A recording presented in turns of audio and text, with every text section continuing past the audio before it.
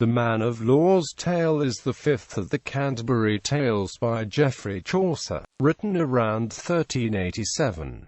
John Gower's Tale of Constance in Confessio Amantis tells the same story and may have been a source for Chaucer.Nicholas. Trivet's Les Chronicles was a source for both authors. Summary: Constance is the daughter of the emperor in Rome.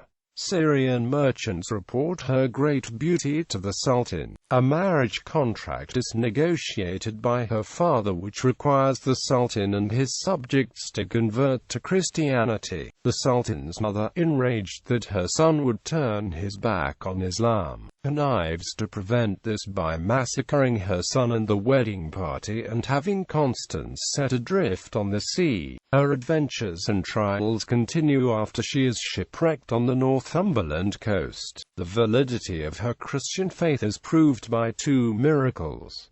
A blind man is healed by her companion Hermangold. A wicked knight who wishes to seduce Constance murders Hermangold and attempts to frame Constance using the bloody dagger. He perjures himself and is mysteriously struck dead. Northumberland is a nominally pagan country where the king, Allah, converted to Christianity after learning of the two miracles. Allah's evil mother intercepts and falsifies letters between the Allah and his constable, which results in Constance's being banished. Constance is forced to go to sea again and encounters one final antagonist. She runs aground in Spain. A would-be rapist boards her ship but mysteriously falls overboard.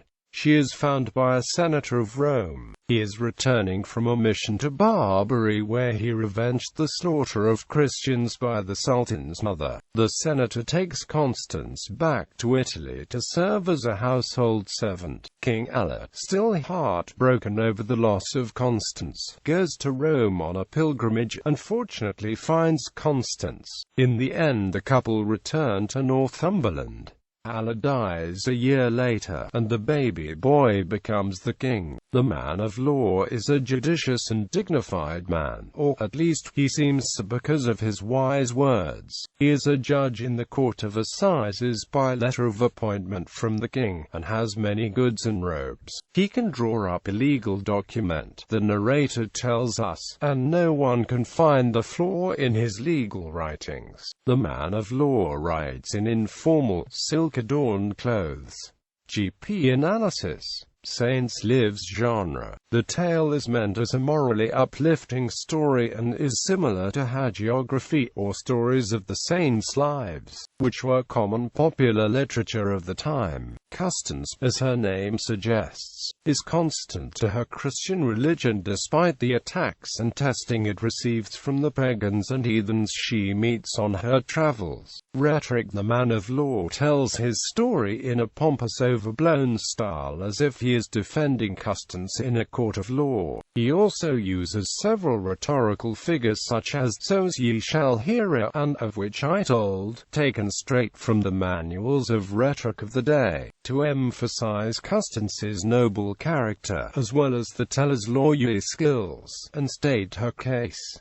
John Gower. Although Chaucer received some praise and also criticism from his own character with favorable mentions of the Book of the Duchess and the Legend of Good Women, in the introduction to the Man of Law's Tale he seems to spare most of his opprobrium for John Gower. Two of the tales which he dislikes, Candace and Apollonius of Tyre, involve incest, as did the some versions of the story. Chaucer based this tale on the Nicholas Trivet story from his chronicle. Gower, though, had recorded all these stories. Chaucer is, perhaps with friendly banter, trying to goad his friend and fellow writer into a storytelling challenge, but certainly no word ne writeth he of Thilke Wicker and sample of Candace that loved her own brother sinfully, of swish cursed stories I say fy, or else of Tyro Apollonius, how that the cursed king Antiochus bereft his daughter of her maidenhead. That is so horrible a tale for to read, when he here threw upon the pavement. sequence with other tales. The various manuscripts of the tales differ in the sequence of the tales. 35 manuscripts contain the man of law's epilogue, while 22 others do not. In the epilogue, the host invites the parson to speak next, but the parson is interrupted before he can begin and a different speaker tells the next tale. In the various manuscripts, the interrupter is summoner, the squire, or the shipman, but it is the shipman whose character best matches the rude remarks. What this probably shows is that Chaucer had not fixed his overall plan. There are also hints, with his claim he will talk in prose despite rhyming throughout, that the man of law originally told the tale of Melody before he was assigned Constance's tale late in the composition of the tales.